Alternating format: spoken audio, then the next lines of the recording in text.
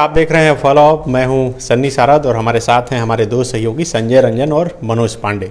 जैसा कि आप सभी जानते हैं कि डुमरी में चुनाव जो है, मतदान है, वो संपन्न हो चुका है और 24 घंटे से अधिक का समय बीत चुका है। अब 8 तारीख को जो है मतगणना होनी है। 8 तारीख के दोपहर के बाद ये स्पष्ट हो जाएगा कि आखिर डुमरी में कौन जीत रहा है। लेकिन ये बीच का जो समय है, ये बहुत बेचैनी भरा समय है।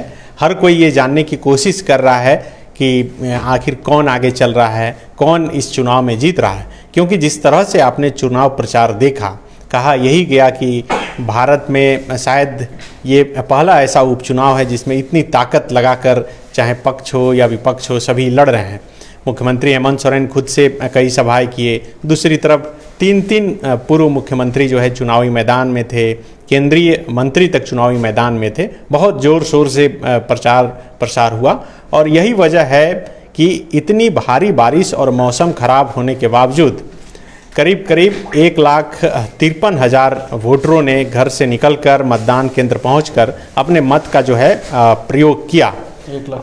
1,93,000 वोटरों ने अपने मतदान का प्रयोग किया। करीब 3 लाख वोटर थे। आज पूरा विश्लेषण हम बताएंगे, चूँकि हर कोई जानना चाहता है। एग्जिट पोल इसे कहा जाता है। हम लोग एग्जिट पोल नहीं करेंगे, लेकिन एक संभावित बताएंगे कि आखिर वोटरों का जो रुझान है वो किस तरफ था। आपने देखा शुरू से ही हमारे सहयोगी संजय रंजन जो है चुनावी मैदान में थे मौजूद। मनोज पांडे जो है यहीं से थे, चूँकि इनकी तबीयत खराब थी। तो हम तीनों मिलकर जो है विश्लेषण करेंगे और कोशिश करेंगे कि आपके मन में जितने सवाल उठ रहे हैं उसका अच्छे से जवाब आपको मिल सके और ये पता चल सके कि आखिर 8 तारीख को जब ईवीएम खुलेगा तो उससे कौन जीतेगा। संजय, पहले सवाल आप ही से, क्या लग रहा है कि कौन जीत रहा है? ये तो बताना सही भी नहीं होगा, एक तरीके से एग्जिट पोल की तरह, और ये तो होता ही है, सही भी हो सकता है। लेकिन जो परिस्थितियां बनी है, अगर आप देखेंगे 2019 और 2023 का जो ये उपचुनाव है उसमें क्या अंतर आया है, वो हम लोग पूरे डिस्कशन में बातचीत करेंगे। चुनाव और उपचुनाव में 2019 में जो चुनाव हुआ और जगन्नाथ महतो जो कि शिक्षा मंत्री थे, उनके निधन के बाद ये उपचुनाव हुआ, तो उसमें कई सारे फेरबदल हुए हैं। चूँकि 2019 का जो समीकरण था वो काफ़ी दूसरे तरीके से था और 2023 में जब उपचुनाव हो रहा था तो कई सारे वो दल जो एक दूसरे के सामने खड़े थे 2023 में एक साथ आकर के चुनाव लड़े, तो और उम्मीदवारों की संख्या भी कम हो गई। 15 उम्मीदवार थे पिछले दफ़ा, इस बार मात्र 6 उम्मीदवार जो है आखिरकार चुनाव लड़े। तो कई सारी परिस्थितियां बदली है और जो वोटिंग पैटर्न था वो भी, उसमें भी बदलाव आया। पिछले बार 1,90,000 टोटल मत पड़े थे और इस बार 3,000 वोट बढ़े हैं, 1,93,000 वोट पड़े हैं। हालांकि वोटिंग परसेंटेज जो है, वोटरों की संख्या भी, हाँ, उसमें कमी आई है। तो काफ़ी चीज़ इस बार दिलचस्प होने जा रहा है, खास करके पूरे चुनाव प्रचार प्रसार के दौरान। अगर फॉलो अप के जो दर्शक हैं जो लगातार डुमरी उपचुनाव पे नज़र रख रहे होंगे तो वो ये समझ पा रहे थे कि जिन जिन इलाकों में जिसका जो गढ़ है, जैसे कि नवाडीह का जो इलाका है वो माना जाता रहा है कि झारखंड मुक्ति मोर्चा का किला के तौर पे है, और डुमरी जो इलाका है वो बीजेपी और आजसू, चूँकि इस बार दोनों मिल करके चुनाव लड़े तो एनडीए का जो है वो किला के तौर पे देखा जाता है। तो इसमें कौन कितना सेंधमारी किया है, और कुल मिलाकर के जो आपका जो सवाल है सनी, उसका सीधा जवाब नहीं देते हुए इतना स्पष्ट बोला जा सकता है कि डुमरी में का जो मुसलमान वोटर है वही निर्णायक की भूमिका में हो रहे हैं, बन रहे हैं। कौन जीतेगा, किसको वो हराएंगे, ये मुसलमान तय कर पा रहे हैं। वहाँ के जो डुमरी के मुस्लिम वोटर हैं वो तय कर पा रहे हैं। और यही वजह है कि शुरू से जो AIMIM के जो कैंडिडेट हैं रिजवी, सबकी नज़र उन पर थी कि वो उनका चुनावी कैंपेनिंग कैसा होता है। जब वो ओवैसी आए तो उसमें कितनी सभा हुई, चुनाव के बाद अब क्या लग रहा है कि उन्हें कितना वोट आ पाएगा। ये सारी चीज़ें एक एक करके हम लोग खोलेंगे कि ओवैसी के जो उम्मीदवार 2019 में थे अब्दुल मोबिन रिजवी, उनको पिछले दफ़ा 24,000 वोट आया था। इस बार कितना वोट आ सकता है, और पिछले बार जो 24,000 वोट आया था उसके पीछे का क्या लॉजिक था। मुस्लिम लोग जो इतनी बड़ी संख्या में 2019 में रिजवी को जो वोट किए थे, उसके पीछे का क्या लॉजिक था, एक एक करके हम लोग बातचीत करेंगे। सबसे पहले तो ये देखते हैं कि कौन कौन जो अलायंस बना, दो ठो, एक इंडिया अलायंस और एक एनडीए अलायंस, इसमें कौन कौन से लोग शामिल हुए जो पिछले दफ़ा सामने सामने लड़ रहे थे। जैसे एनडीए की अगर बातचीत करें तो सीधे तौर पे बीजेपी और आजसू जो सामने सामने लड़ाई में थे, उस समय 4 प्रमुख चेहरा में से जो है जेएमएम के बाद आजसू और तीसरे नंबर पे बीजेपी थी, चौथे नंबर पे अब्दुल मोबिन रिजवी थे। तो दूसरे और तीसरे नंबर पे रहने वाले लोग तो साथ में आ गए, यानी कि बीजेपी और आजसू। तो इनका जो वोट था उस समय 36,840 वोट था आजसू का और 36,013 वोट जो है बीजेपी का था। तो इसको अगर एग्जैक्ट अगर हम लोग जोड़ लेते हैं, चूंकि एनडीए फोल्डर में यही दोनों आए हैं, माना ये जा रहा है, लोग ये मान करके चल रहे हैं और चलना भी चाहिए जब तक कि मतदान का जो परिणाम है वो सामने नहीं आ जाता। 8 तारीख को 2-3 बजे तक चीज़ें स्पष्ट हो जाएंगी। तो इनका अगर टोटल दोनों का वोट जोड़ लेते हैं तो वो 72,853 वोट होता है एनडीए का एग्जैक्ट। अगर इसमें हम लोग बीजेपी आजसू को जोड़ देने, हाँ, मतलब इसमें कुछ ऐसा नहीं कि कुछ कमी आई है या फिर जुड़ा है, इसको सिंपल सा है कि 2019 का एजिटीज अगर हम लोग जोड़ते हैं तो कितना वोट आता है, उसके मुताबिक 72,853 वोट आता है। अब देखिए कि इंडिया अलायंस में कौन कौन से लोग इस बार आए जो पिछले दफ़ा अलग अलग लड़ रहे थे। जैसे पिछली दफ़ा जेएमएम लड़ रही थी अपना सिर्फ कांग्रेस और आरजेडी के साथ, तो कांग्रेस आरजेडी के उम्मीदवार पिछले बार भी नहीं थे और इस बार भी नहीं थे।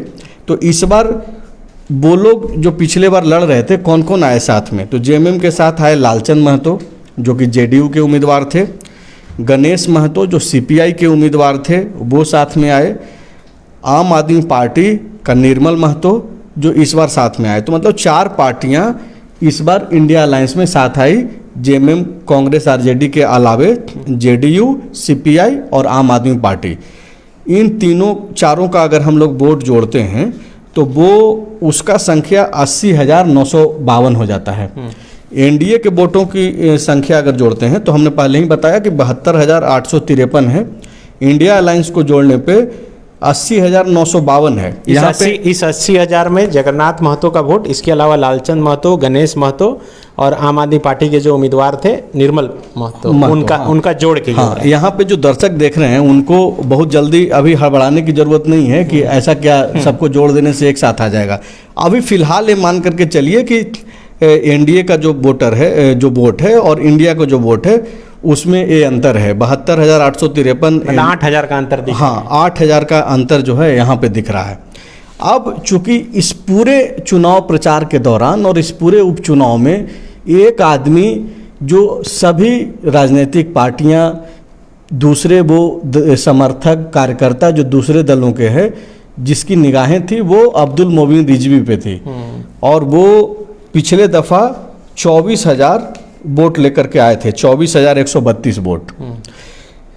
इस बार जो है पिछले दफ़ा 2 और मुस्लिम कैंडिडेट थे, एक बाबूलाल मरांडी की पार्टी के उम्मीदवार थे, जेबीएम के, उनका सुल्तान अंसारी, हाँ, सुल्तान अंसारी, उनको 1263 वोट मिला था, और एक मोहम्मद अहमद थे प्रगतिशील समाजवादी पार्टी के, उनका 557 वोट था। अगर ये तीनों के वोटों को अगर जोड़ लिया जाए, जैसे AIMIM, सुल्तान अंसारी और फिर अभी प्रगतिशील वाले का, हाँ, तो इन लोगों को जोड़ करके 28,733 वोट जो है हो जा रहा है। तो एक चीज़ तो ये है कि AIMIM का जो वोटर है, जो मुस्लिम वोटर है, उसको अगर हम लोग मान लें टोटल कि 28,733 वोट पड़े होंगे, मुसलमानों ने जाकर के इतना मत किया है तीनों को। हाँ, नहीं, तीनों को नहीं, इस बार ये 2 उम्मीदवार तो थे ही नहीं, सुल्तान अंसारी और मोहम्मद, हाँ, 19 में मोहम्मद अहमद इस बार चुनाव ही नहीं लड़े ये दोनों। तो ये जो वहाँ के लोगों से जो बातचीत हो रही है, चूँकि जो मुस्लिम बहुल इलाका है उसमें वोटिंग परसेंटेज ठीक ठाक रहा है, थोड़ा बहुत बढ़ा ही है, लेकिन जो डुमरी के जो दूसरे इलाके का जो वोटिंग है, चूँकि आप देखे होंगे कि डुमरी में इस बार वोटिंग परसेंटेज जो है कुछ कम रहा, तो माना ये जा रहा है कि पिछले बार 1,90,000 जो वोटर थे, जो इस बार 1,93,000 हुआ, ये 3,000 वोट जो है वो मुसलमानों ने बढ़ाया है, मुसलमानों का जो है ये वोट बढ़ा है। तो ये माना जा रहा है। हाँ, ये मतलब चर्चा में है। हाँ। अभी तो कुछ भी ठोस तो हम लोग नहीं बोल सकते ना, लेकिन जो चर्चा चल रही है कि क्या कुछ हो सकता है। आप देखिए कि ये जो 28,733 वोट हैं या 29,000 वोट हैं, इसमें कितना वोट रिजवी लेकर के आ रहे हैं जो ओवैसी के उम्मीदवार हैं। सारा खेल जो है, जो पहला आपका सवाल था कि कौन जीतेगा, किसके तरफ जो है पलड़ा भारी है, तो ये सारा कुछ ये तय कर रहे हैं रिजवी जो AIMIM के कैंडिडेट थे। अब आपको 2019 में चलना होगा 2023 के परिस्थितियों को समझने के लिए। दरअसल पिछले दफ़ा क्या हुआ कि कई सारे कैंडिडेट चुनाव लड़ रहे थे। महतो जाति से 4-5 कैंडिडेट थे, आजसू अलग चुनाव लड़ रहा था, बीजेपी अलग चुनाव लड़ रही थी, जेएमएम के लोग जो है अपना उनके जगन्नाथ महतो कैंडिडेट थे। तो उस वक्त डुमरी के मुसलमानों को ये लगा कि अगर महतो का वोट बंट जाता है, बीजेपी का वोट अपने हिस्से में चला जाता है, तो मुसलमान ये मान करके चलते हैं कि तकरीबन 50,000 प्लस वोट जो है डुमरी में हमारा है, ऐसा मुसलमानों का कहना है। तो वो लोग 2019 में रिस्क लेकर के वोटिंग किए कि हो सकता है कि ऐसी परिस्थिति में अब्दुल मोबिन रिजवी चुनाव जीत सकते हैं। लेकिन क्या हुआ, वो चीज़ें हुई नहीं और 24,132 वोट में अब्दुल मोबिन रिजवी सिमट गए। अब देखिए कि 2019 में जो असुद्दीन ओवैसी की जो सभा हुई थी डुमरी में, उस वक्त वहाँ के लोग और वहाँ के बाज़ार के भी लोग जो गैर मुस्लिम हैं, जो हिंदू समाज के लोग हैं, बीजेपी के जो लोग हैं, जेएमएम के लोग हैं, वो लोग भी ये बोल रहे हैं कि तकरीबन 25,000 प्लस की संख्या में जो है 2019 में ओवैसी को सुनने भीड़ पहुंची थी। इस बार चूंकि इस बार मैं खुद वहाँ पे मौजूद था सनी, तो 5,000 भी बहुत जोड़ने के बाद ओवैसी की सभा में भीड़ थी।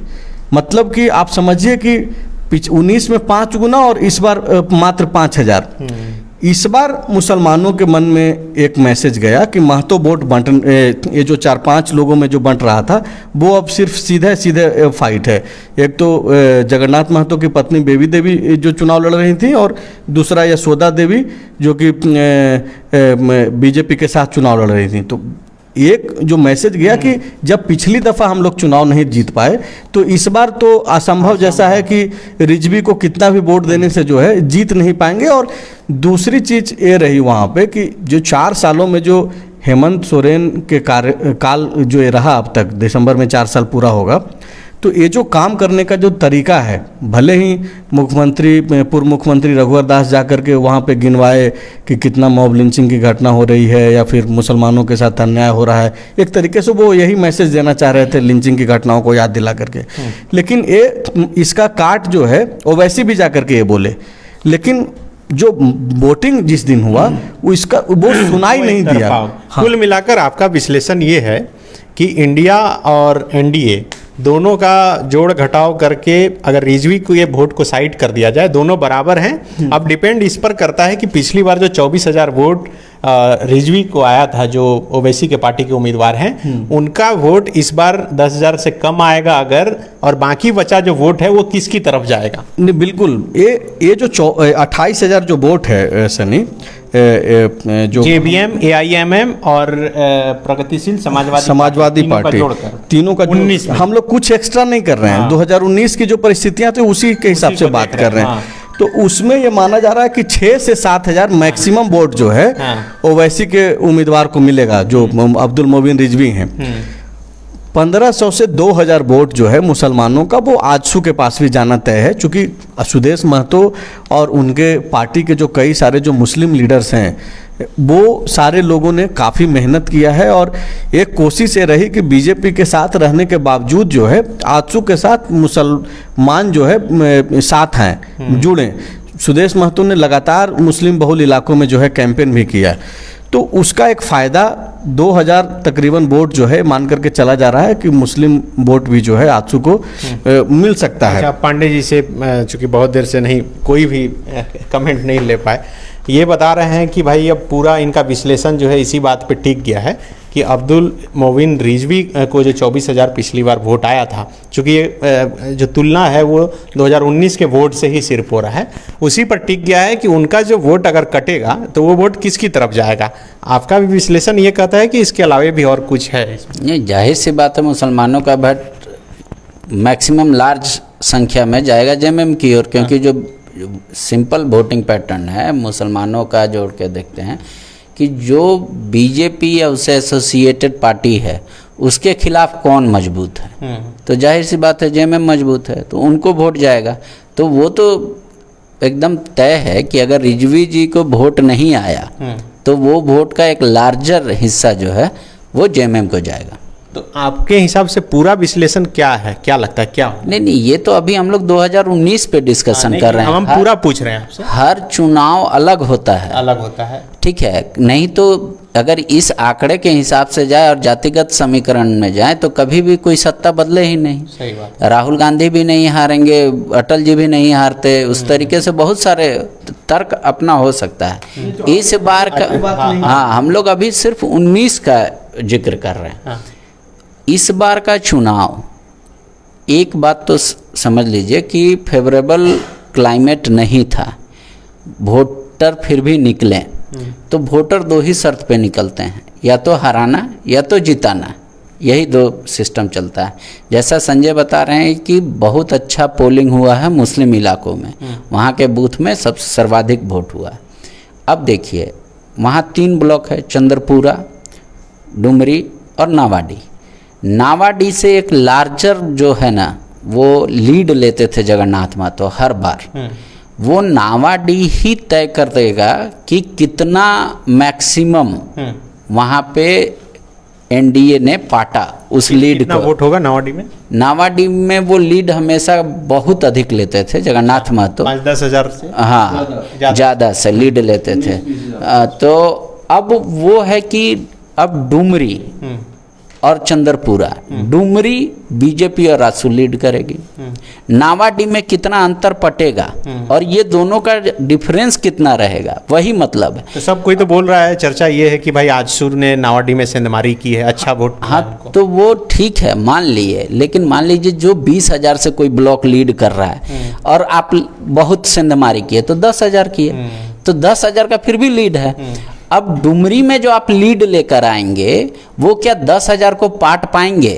और फिर चंद्रपुरा में भी जेएमएम लीड करेगी। इस बार का जो वोटिंग पैटर्न है वो 1,000 से करे, 2,000 से करे या जितना करे, पर वो 2 ब्लॉक में बता रहे हैं कि मतलब लीड करेंगे, और ये चंद्रपुरा में डुमरी में करेंगे। तो डुमरी का लीड कितना बड़ा होगा? क्या वो नावाडी और चंद्रपुरा का लीड को माइनस कर देगा? ये है सबसे बड़ा बात। लेकिन नावाडी में सेंधमारी हुई है, ये बात मतलब अगर आसू दावा कर रही है या जेएमएम को भी लग रहा है कि हाँ भाई नावाडी में कुछ इस बार वोट कम पड़ा हमारे पक्ष में, तो ये हो सकता है। लेकिन ये तो 8 तारीख को ही पता चलेगा कि डिफरेंसेस कितना रहा। लेकिन अगर ऐसे भी सामान्य तौर पे जोड़े तो अगर 20,000 का लीड है ना एक ब्लॉक से, अगर आप 10,000 की है और 10,000 डुमरी से आप लीड लेकर आए तो भी चंद्रपुरा वाला जो अगर एड ऑन होगा तो उतना डिफरेंस जीत दर्ज हो सकता है।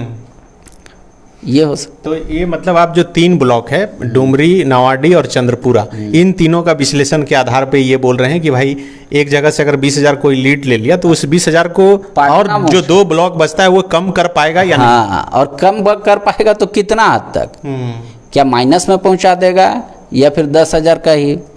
मान लीजिए एक ब्लॉक अगर मान लीजिए डुमरी में खूब लीड ले लिए आसू और बीजेपी, तो अगर 10,000 का लीड लिए और नावाडी में 10,000 का पैटर्न, अगर मान लीजिए यहाँ दोनों ब्लॉक मिलके 0 हो गया, फिर चंद्रपुरा का अगर लेकर जेएमएम लीड करती है तो जितना से लीड करेगी उतना वो उनका जीत हो जाएगा। तो देखिए पांडे जी तो ब्लॉक के आधार पर विश्लेषण करके बता रहे हैं कि भाई एक तरफ से अगर 20,000 लीड ले लेते हैं तो 2 ब्लॉक उसकी भरपाई कर पाएगा या नहीं कर पाएगा। आपके लीड ले रहा है 20,000 का लीड ले कौन रहा है? और ये बता रहे हैं कि डुमरी में हमेशा जेएमएम पिछले चुनाव के हिसाब से लेती रही है। नहीं, नावाडी में वो लेते हैं और डुमरी और में आसू और बीजेपी मजबूत है। नवाडी में जेएमएम, हाँ, और चंद्रपुरा में भी लीड रहता है उनका। वहाँ के जो लोग हैं, स्थानीय लोग हैं, वो नवाडी और चंद्रपुरा को अलग बांट करके देखते नहीं है, क्योंकि चंद्रपुरा का ब्लॉक कुछ हिस्सा है जो अलग वाले, है, हाँ। हाँ, कुछ हिस्सा जो है वो तेलो का पश्चिमी और पूर्वी करके, और कई सारे जो दूसरे इलाके हैं वो आते हैं जुड़ करके। तो आप इसको ऐसे देखिए कि अभी जो फिलहाल जो परिस्थितियां हैं वहाँ पे नवाडी और डुमरी को लेकर के सिर्फ देखें तो डुमरी में भी जेएमएम का वोट बढ़ा है। ऐसा नहीं है कि डुमरी ब्लॉक में जो है जेएमएम पिछले बार की तरह जो है, जैसे 23,000 के आसपास, 24,000 के आसपास वोट डुमरी में आया था पिछले बार जगन्नाथ को। इस बार जो है उसकी संख्या 35 से 40 के बीच में जा सकती है, क्योंकि जो मुसलमानों का जो वोट है उस इलाके में, चूँकि अब्दुल मोमिन रिजवी को जो वोट आया था वो डुमरी में ही ज़्यादा वोट आया था। अच्छा। तो वो जो वोट छंट करके निकल रहा है, रिजवी के यहाँ से जो वोट जो निकल रहा है, कम हो रहा है, तो उसको सीधे तौर पे आप जोड़िए इंडिया में जेएमएम के तरफ जोड़िए। और दूसरी बात जो कि आजसू के लोग भी इसको एक्सेप्ट कर रहे हैं कि बीजेपी के जो स्थानीय लीडर्स हैं, ऐसा नहीं है कि जो प्रचार प्रसार के दौरान जो सभा एक दूसरे के साथ साझा किया गया या फिर जो कार्यक्रम हुए या फिर नेता जिस तरीके से काफ़ी अग्रेसिव मोड में दिखे, उस हिसाब से वोटिंग नहीं हुआ। नहीं तो डुमरी में वोटिंग परसेंटेज बढ़ता घटता नहीं। आप ये देखिए कि डुमरी में जो आजसू के लोग भले ही ना बोलें, वो एक गठबंधन में है, लेकिन ग्राउंड रियलिटी ये है कि लोकल लीडर्स जो हैं वो भी उस हिसाब से मदद नहीं कर पाए बीजेपी के लोग। अच्छा, बीजेपी के लोग आजसू को अच्छे से मदद नहीं कर पाए, आप ये बोल रहे हैं? हाँ बिल्कुल, देखिए कई सारी चीजें हैं ना, महत्वाकांक्षा हर लोगों के बीच में है। आजसू के भी कई सारे कैंडिडेट थे जो उस हिसाब से मदद नहीं कर पाए, तो उसका फायदा होगा कि नुकसान होगा तो 8 तारीख को स्पष्ट हो जाएगा। डुमरी में ये जो एनडीए के भी जो लोग हैं, जो ग्राउंड पे काम करने वाले लोग हैं, ये नहीं कि स्टेट के जो लीडर हैं जाकर के वहाँ जो कैंपेन कर रहे हैं, वो भी ये मान करके चल रहे हैं कि मैक्सिमम जो है 12,000 13,000 का लीड लेंगे डुमरी में। अब आप देखिए कौन लेगा? एनडीए लेगा। हाँ, एनडीए लेगा डुमरी में। तो जाहिर सी बात है, देखिए बाजार तो पूरा देश का बीजेपी का है, तो ये जो पूरा जो डुमरी का जो वोट होगा वहाँ पे एनडीए लीड करेगी, इसमें कोई दो राय नहीं है। जेएमएम के लोग भी इसको एक्सेप्ट कर रहे हैं, लेकिन वो लीड का जो मार्जिन है, जैसे पिछला बार दोनों का बीजेपी और आजसू के वोटों को जोड़ देने पे वो तकरीबन 17,000 के आसपास का जो है ये हो जाता है, लीड हो जाता है। डुमरी की मैं सिर्फ बात करूं, लेकिन वो 17,000 भी इस बार लीड नहीं कर पाएंगे डुमरी के लोग, एनडीए के लोग। ये एनडीए के लोकल नेता भी वहाँ पे मान रहे हैं। आपको लग रहा है कि यही सही बोल रहे हैं? नहीं, डुमरी पे हाँ, डुमरी में जैसे वो बता रहा है कि 17,000 का लीड, पहले अगर पुराना आंकड़ा को जोड़ दे तो इस बार कम होगा। हाँ, वो कम होगा, क्योंकि रिजवी भी वहाँ से वोट लाए थे और रिजवी का वोट उधर जा रहा है। हाँ। लेकिन एक बात है कि जैसे वो बोले लोकल नेता जो पिछले बार बीजेपी के उम्मीदवार थे और उनको जो वोट मिला था, उसका आकलन करने से आप देखिएगा तो या तो वो बीजेपी मानसिकता वाले लोगों का वोट था, या फिर जो एकदम कह ले कि बेस्ट समाज, ओबीसी समाज, उसका वोट था। तो उसमें बीजेपी के छोटे लेवल के कार्यकर्ता चाह के भी सेंधमारी नहीं कर पाएंगे, क्योंकि वो वोट किसी इंडिविजुअल का नहीं था। ठीक है, 1-2 हज़ार अगर मान लीजिए, तो वो भी जब मौसम बनता है तो वो भी पट जाता है। तो वहाँ पे जो वोट मिला था बीजेपी के उम्मीदवार को, वो उनका वोट नहीं था, वो खाटी बीजेपी का वोट था, और वो बीजेपी के साथ ही टर्न अप हो गया, इसमें कहीं दो राय नहीं है। उसमें ये नहीं कह सकते कि उसमें एक बड़ा चंक कट गया, वैसा नहीं होता। बड़ा चंक की बात ही नहीं है। यहाँ 1,000-2,000 वोट भी अगर खिसकता है तो उसका सीधा 2 गुना का असर पड़ेगा। आप ये जो देखिए सीधा सा समझ ये है सनी कि जेएमएम ने जिस तरीके से सेंधमारी की है ओवैसी के वोट में, अगर सुदेश महतो जगन्नाथ महतो के वोटों में सेंधमारी कर पाते हैं, यानी कि कुर्मी वोटरों में, तब जाकर के कोई बात बन सकता था, लेकिन वो परिस्थितियां बनती हुई नहीं दिखाई दे रही है। आप सीधा देखिए कि ये जो कैंडिडेट थे 2019 में, जैसे चंद्रिका महतो 1, दूसरा नीलकांठ महतो 2, महेंद्र महतो 3 और गणेश महतो 4, निर्मल महतो 5, लालचंद महतो 6, जगन्नाथ महतो तो खुद हैं ही और यशोदा देवी भी, तो 8-9 महतो थे।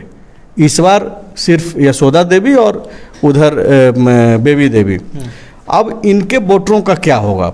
मेन जो चर्चा है और जो लोग अपनी अपनी जीत का अब तक दावा कर रहे हैं, उसके पीछे का यही रीजन है। जैसे माना जा रहा है कि भाई लालचंद महतो थे, तो लालचंद महतो ने जेएमएम को समर्थन कर दिया। इनको वोट उस दफ़ा आया था 5291, तो क्या 5219 वोट टोटल का टोटल वोट जेएमएम के पास चला जाएगा? तो ऐसा नहीं है। इसको आधा आधा वोट जो है दोनों के तरफ ये लोग मान रहे हैं। हाँ, जेएमएम के लोग भी मान रहे हैं कि आधा मेरे पास आएगा, आधा उनके पास चला जाएगा। एक सीपीआई का जो वोटर, चूंकि ये कैडर बेस्ड पार्टी है, इसका जो 2891 वोट था गणेश महतो को, इसको पूरा माना, हाँ, इसको पूरा मान करके चल रहा है। अगर 2891 का इतना वोटिंग हो गया होगा पिछले बार के मुताबिक, सीपीआई के कैडरों ने वोटिंग किया होगा, तो ये जेएमएम को ही गया होगा, क्योंकि इसमें कोई झंडा देख करके लोग वोटिंग करते हैं अपनी पार्टी के हिसाब से। आम आदमी पार्टी जो निर्मल महतो जो थे, जिनका 1642 वोट था पिछली दफ़ा, उसमें ये माना जा रहा है कि इसमें मैक्सिमम वोट जो है 1000 से 1200 वोट हो सकता है कि यशोदा देवी के पास जाए और बाकी का वोट जो है आजसू जेएमएम के पास जाए। तो इसी तरीके से बाकी का जो वोटर हैं, जो उम्मीदवार थे, उनके वोटों में ऐसा भी नहीं है कि भाई टोटल जो है एक तरफा चला गया और बाकी के लोगों के पास नहीं गया। नवाडी में सिंधमारी हुई है। सुदेश महतो लगातार जो हर जगह जा करके जो उन्होंने प्रचार प्रसार किया, सरकार की जो कमियों को गिनाने का काम किया, और एक तरीके से ये जो पूरे राज्य भर में जो आंदोलन चल रहा है नौकरी को लेकर के या फिर बाकी कोई चीज़ों को लेकर के जो चल रहा था आंदोलन, इन सब चीज़ों पे उसको भी भुनाने की प्रयास जो है भीतर ही भीतर कई जो अनुसंघीय इकाई है पार्टी के, वो काम कर रहे थे। आजसू छात्र संघ के लोग जा कर के युवाओं के बीच में काम कर रहा था। तो एक चीज़ कोशिशें हुई है, ऐसा नहीं है कि कुर्मी समुदाय का वोट जो है बंटा नहीं है। लेकिन ये जो बड़ा चंक जिस पे दावा किया जा रहा है एनडीए की तरफ से कि तकरीबन 15,000 वोट तोड़ लिया गया है जगन्नाथ महतो का, जो उनका अपना वोटर था जो तोड़ लिया गया, वो मुझे नहीं ये सही नहीं लगा, मुझे नहीं दिखाई दे रहा है। वो चीज़ें मुझे नहीं दिखाई दिया। हो सकता है कि मैं गलत भी हो सकता हूँ, लेकिन 8 तारीख को ये चीज़ें स्पष्ट हो क्या जाएंगी। लगता है कि सही में 15,000 वोट जो है तोड़ा गया है, जो जगन्नाथ महतो का वोट था? सिर्फ नावाडी से नहीं, सब मिला के टोटल जो है कि अब वो संभव हो सकता है। देखिए, अगर कहीं से टूटता है तो कहीं से जुड़ेगा। हाँ, कहीं से टूटेगा तो कहीं से जुटेगा, वो नहीं है। 15,000 वोट पे दावा करना कि उनका वोटर अब हमको वोट कर रहा है, तो ये कब होता है? जब मैसिव बदलाव की योजना होती है, मतलब रातों रात कोई हाँ, नहीं, मतलब लोगों को एकदम फुल एग्रेशन है। दो परिस्थितियाँ, देखिए, पिछली बार था कि हेमंत सोरेन जी को मुख्यमंत्री बनाना ही बनाना है, इसमें कोई कंप्रोमाइज़ नहीं किया गया वोटरों के द्वारा। उनके दिमाग में एकदम सेट था कि बनाना है, हमको कोई इफ बट किंतु नहीं चाहिए। दूसरी बात है कि इस बार इस वोटिंग के बाद से ये तो तय था कि भाई एक तो मंत्री है, ये मेरा मंत्री रिटेन करेंगे, तो तभी वो वोटर एग्रेसिव पोल करेंगे जब उनके खिलाफ एंटी इनकम्बेंसी हो, जो नहीं दिख रहा था। जगन्नाथ महतो का नाम वहाँ बहुत बड़ा है डुमरी में, और उनके खिलाफ बहुत ज़्यादा एंटी इनकम्बेंसी नहीं था। ठीक है, तो इतना मैसिव लेवल से दावा कर देना कि 15,000 उनके वोटर हमको वोट करेंगे, ये थोड़ा मतलब उचित नहीं है। देखिए सनी, सीधी सी बात है, डुमरी में जो मैंने फील किया है वो ये है कि महतो जाति के आज भी जो सबसे बड़े लीडर हैं वो सुदेश महतो हैं, और ये जेएमएम के लिए जो है ना चिंता की ही बात है, और डुमरी में दिख जाएगा। और चिंता की बात क्यों है?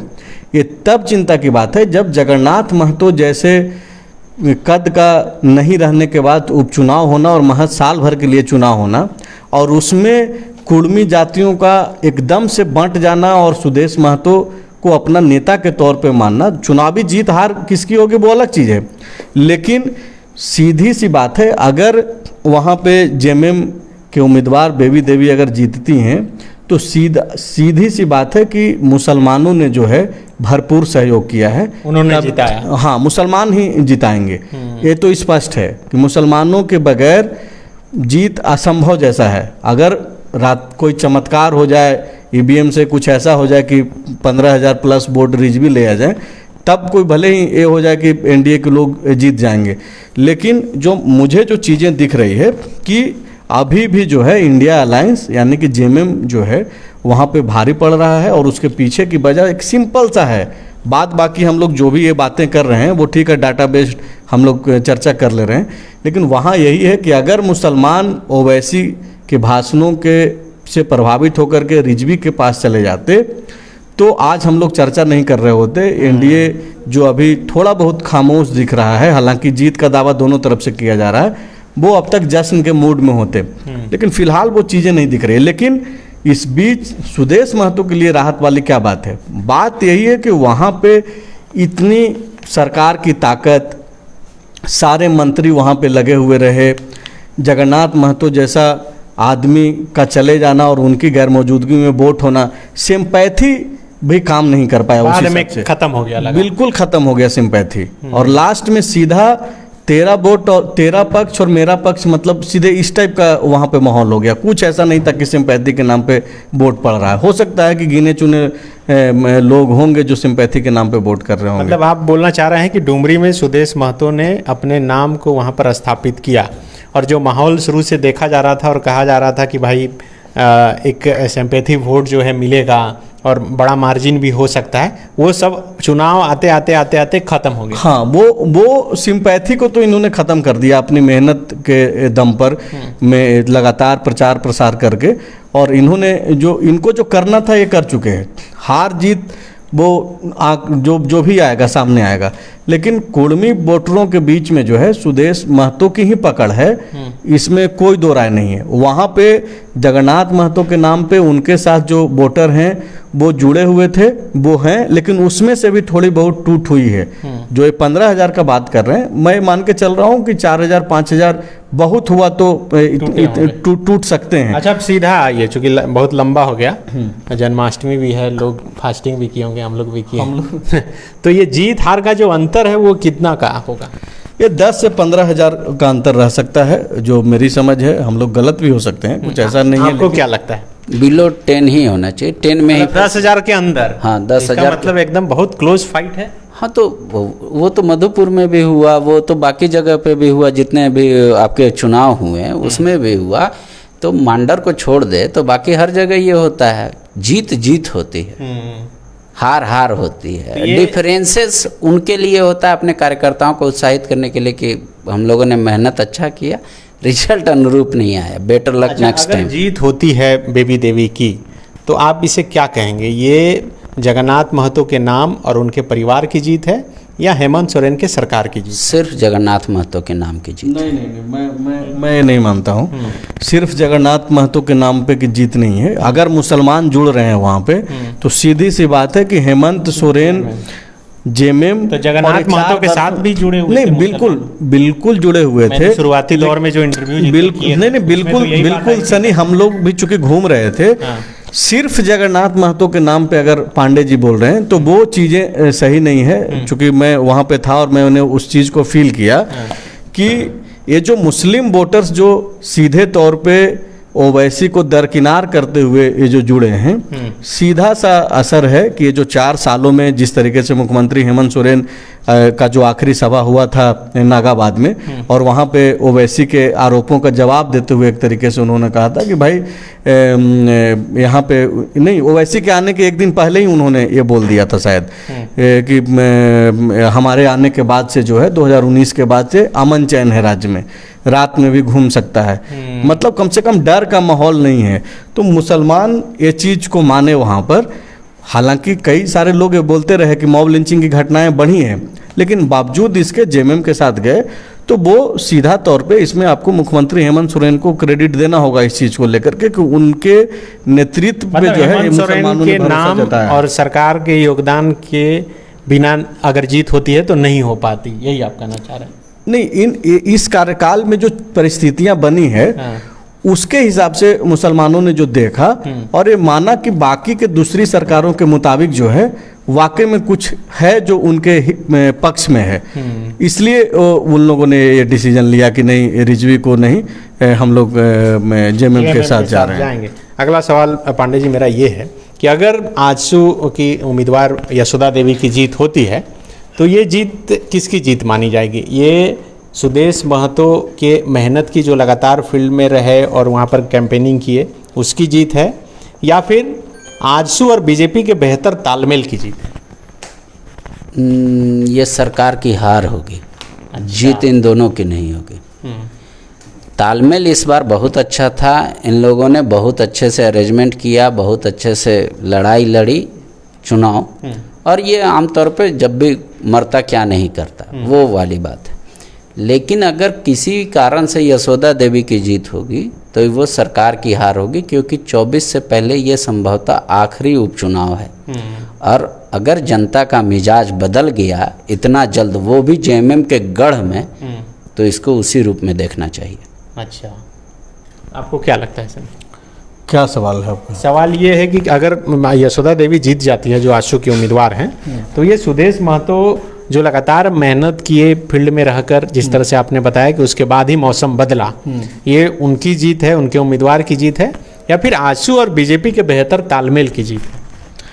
अगर यशोदा देवी जीतती हैं, जो कि 8 तारीख को तय होगा, हालांकि मुझे निजी तौर पे ये चीज़ें नहीं दिख पा रही है, तो ये जाहिर सी बात है कि सरकार की हार तो होगी ही, लेकिन इसमें सुदेश महतो के मेहनत का योगदान सबसे ज़्यादा होगा, क्योंकि उन्होंने जो चीज़ें की, जिस तरीके से काम किया, एक आम कार्यकर्ता जिस तरीके से मेहनत करता है सुबह से रात तक, वो लगातार लगे रहे। कई सभा मैंने कवर भी किया, और उनको सुनने के लिए भी वहाँ पे महिलाओं को मैंने कई जगह पे देखा कि 4-4 घंटा इंतज़ार कर रही हैं। क्योंकि मैं एक सभा में पहले पहुँच गया था और वो काफ़ी देर से आए थे, तो हम लोग वेट कर रहे थे, तो वो लोग सुनने के लिए उनको जो है ये थे। आप देखिए नवाडी में जो चीज़ें दिखी कि एक जगह पे राजू महतो जो कि बेबी देवी के बेटे हैं, उनके आसपास लोग हल्ला करने लगे कि भाई गाड़ी चेक कराओ, गाड़ी चेक कराओ, और इसमें पैसा है। तो ये परिस्थितियां पहले नहीं बनी थी आज तक। ये परिस्थितियां इसलिए बनी कि सुदेश महतो जाकर के वहाँ पे लोगों को हिम्मत दिए और मैं हूँ साथ में, और आप लोग उठिए, साथ खड़े आइए।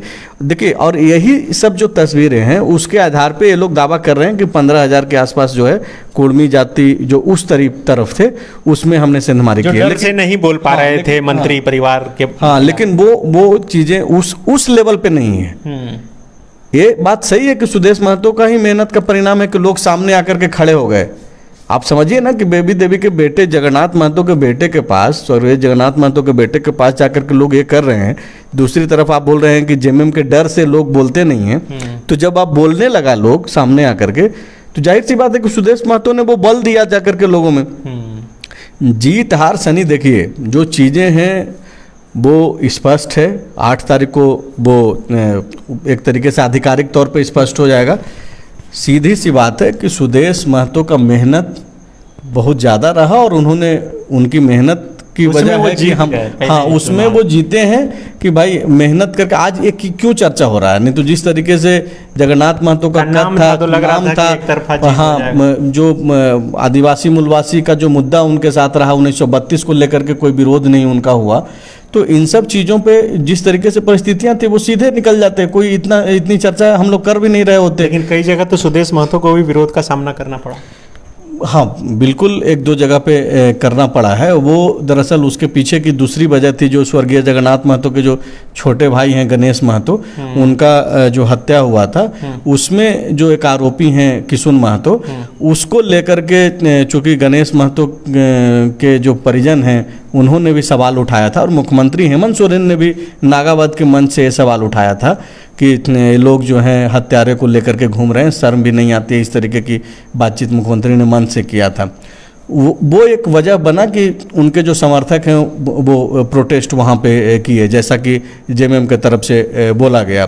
तो ये सब चीज़ें हैं। मेहनत तो नो डाउट कि यशोदा देवी के लिए उन्होंने किया, और बीजेपी के जो स्टेट लीडर हैं वो लोग ने जाकर के बहुत ही निष्पक्षता के साथ मेहनत की है। आदित्य साहू डटे रहे, आदित्य साहू हो गए, रघुवर दास हो गए, बाबूलाल मरांडी हैं, अर्जुन मुंडा भी वहाँ पे कई सारे। पहली बार मुझे लगता है कि जो है वो लगातार कैंपेन कर रहे थे। तो ये पहली बार पांडे जी ये भी वहाँ पर देखने को मिला कि केंद्रीय मंत्री जो हैं अभी और झारखंड के पूर्व मुख्यमंत्री अर्जुन मुंडा भ्रष्टाचार के मसले पर जो है खुलकर बोलते हुए दिखे।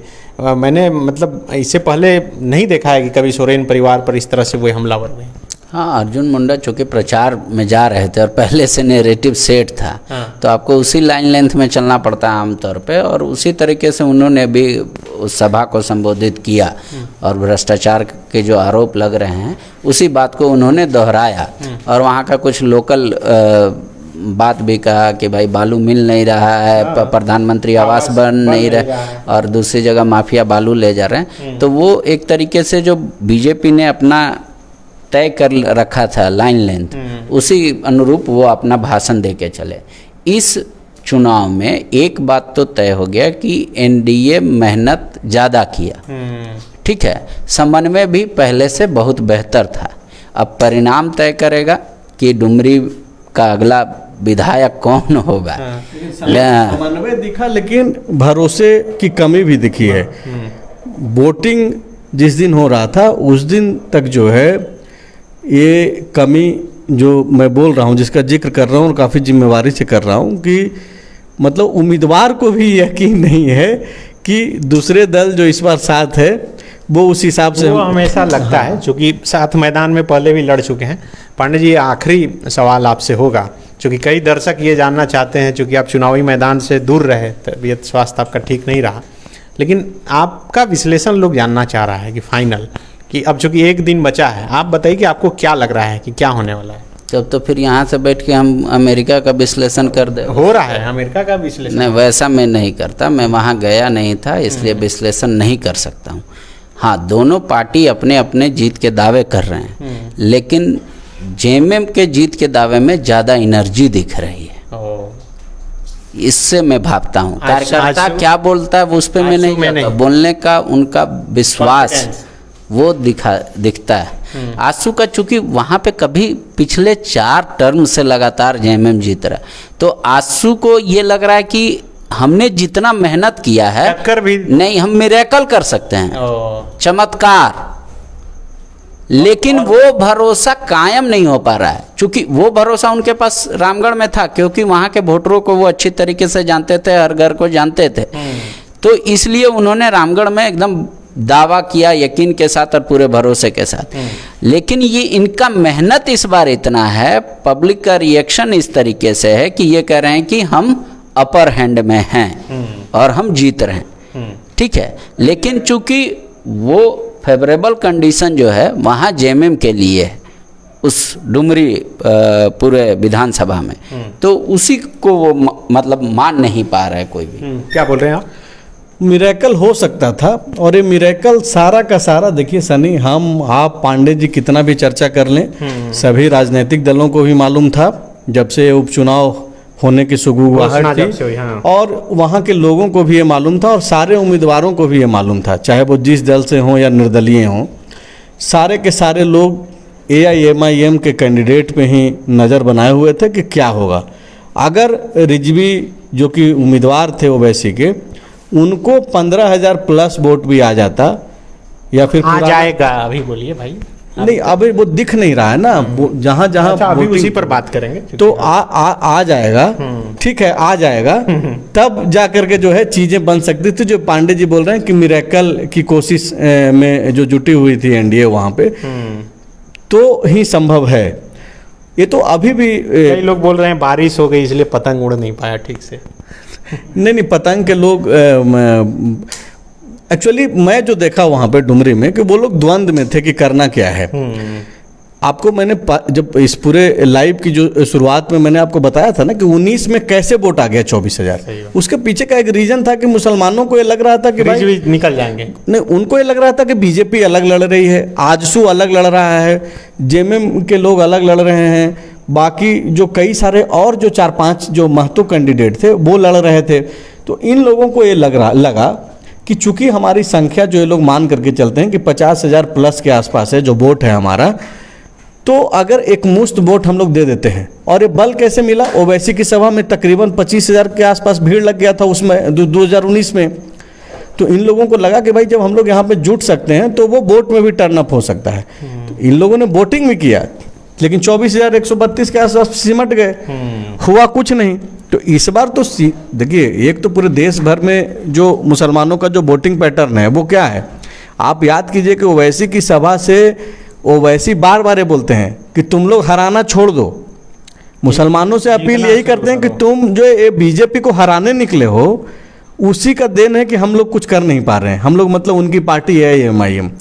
तो वो तो यही अपील करते हैं, और होता उल्टा है। बीजेपी को हराने के लिए वोट करता है मुस्लिम समाज।